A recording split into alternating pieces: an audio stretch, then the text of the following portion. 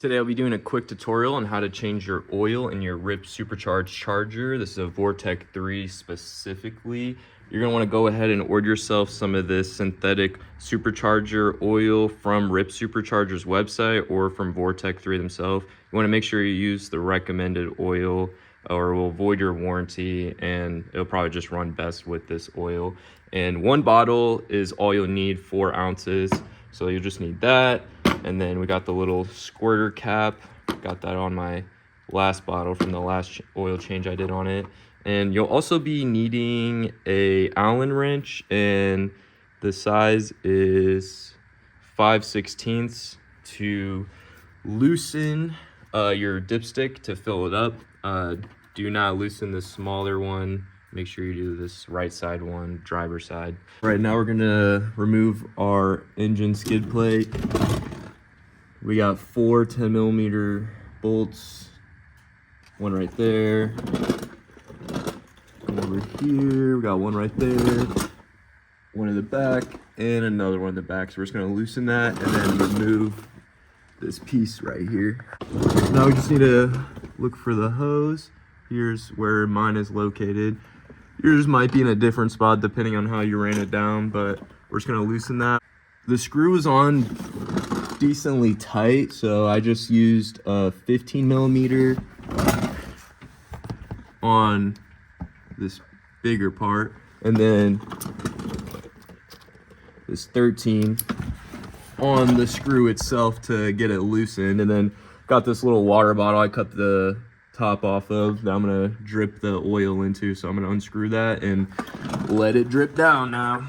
Right, it's fully drained, there's no more drip. Looks like it was a little bit low, so just gonna wipe off that bolt and screw it back into place, and then we'll fill her up. Now we're just gonna loosen the dipstick. Lefty loosey. Pull that bad boy out. And then got the little tip nozzle on the oil. Oh yeah, we got this gasket in here. Just push that down. Don't want to fall in the hole.